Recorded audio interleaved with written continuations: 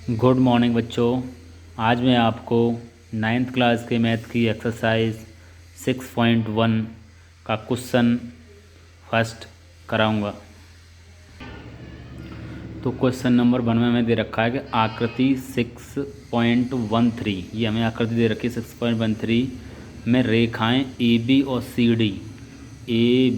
और C D बिंदु ओ पर प्रतिच्छेद करती हैं। बिंदु ओ पर क्या करती हैं? काटती हैं एक दूसरे को, बिंदु ओ पर प्रतिच्छेद करती हैं। यदि ए ओ सी प्लस बी ओ ई का योग कितना है? 70। ए ओ सी और बी ओ ई यानी ये वाला कोण और ये वाला कोण, इन दोनों कोणों का योग कितना है? 70 है। और बी ओ डी यानी बी ओ डी दे रखा है हमें 40, यानी कि ये दे रखा है हमें 40 और इस कोण का और इस कोण का योग दे रखा है हमें कितना? 70 अंश। अब 40 तो बी ओ ई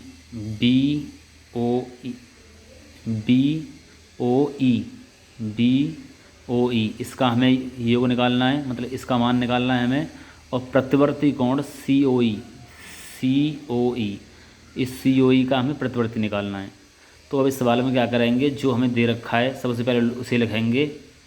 तो इसमें हमें क्या दे रखा है कि कोण ए ओ सी प्लस कोण बी ओ ई का मान दे रखा है 70 अंश और बी ओ डी का मान दे रखा है हमें 40 अंश। और हमें ज्ञात करना है बी ओ ई का मान और प्रतिवर्ती कोण सी ओ ई का मान हमें निकालना है। तो अब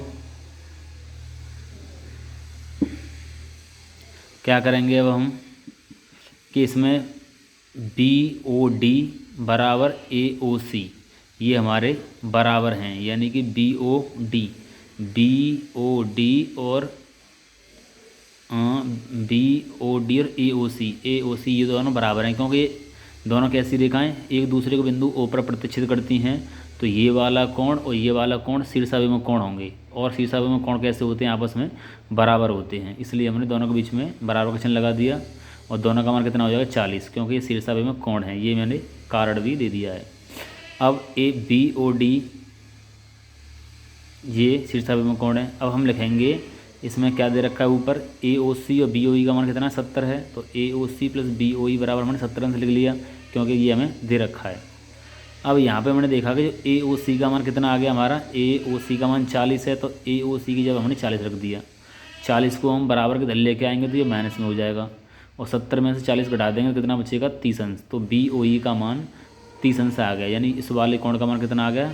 इसका तो ये 40 है तो ये 40 हो ही गया था। अब यहाँ से हमने क्या निकाल लिया? बी ओ ई मान इसका मान कितना हो गया? 30 अंश हमारा ये निकल के आ गया। अब इसमें देखेंगे कि जो ये एक रेखा है, एक सीधी रेखा है यानी सरल रेखा है, और सरल रेखा पर जो कोण बनते हैं, जितने भी कोण होते हैं उनका योग 180 अंश होता है। तो इस सरल रेखा पर हमारे 3 कोण बनना है। एक तो ये वाला कोण बनना है ए ओ सी, दूसरा कोण बनना है हमारा सी ओ ई, और तीसरा कोण बनना है हमारा बी ओ ई। 3 कोण बनने हैं। तो इन तीनों कोणों का हम योगफल करेंगे तो 180 अंश होगा हमारा ये। तो यहाँ पे हमने वही कर दिया है कि कोण ए ओ सी प्लस कोण सी ओ ई प्लस कोण बी ओ ई, इन तीनों का योग कितना है? 180, क्योंकि ये रेखा के युग्म, यानी एक रेखा पर जो कोण सभी कोण होते हैं उनका योग होता है। तो 180 अंश हमने लिख दिया। यहाँ ये भी लिख सकते हैं कि एक सरल रेखा पर बने सभी कोणों का योगफल 180 अंश होता है। यहाँ पे हम ये भी लिख सकते हैं, क्योंकि युग्म में जोड़ा होता है। तो यहाँ पे ये युग्म न लिख के हम एक सरल रेखा पर बने सभी कोणों का योग 180 अंश होता है, ये हम लिख सकते हैं।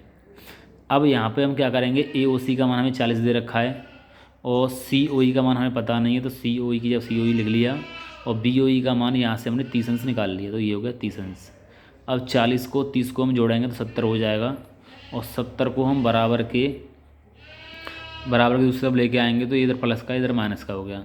180 में 70 को उड़ा देंगे तो बचेगा 110 अंश। तो हमारा सी ओ ई का मान हमारा ये निकल आया। लेकिन हमें निकालना है प्रतिवर्ती सी ओ ई।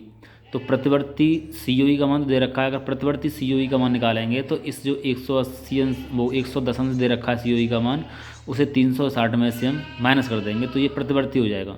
प्रतिवर्ती सी ओ ई निकालेंगे 360 में से हमने सी ओ ई का मान या 110 अंश को हमने घटा दिया, तो कितना बच गया हमारा? ये बच गया हमारा 250 अंश। तो ये हो गया प्रतिवर्ती कोण सी ओ ई 250 50 अंश और बी ओ ई का मान हो गया 30 अंश, और यही हमें निकलवा रहा है इसमें।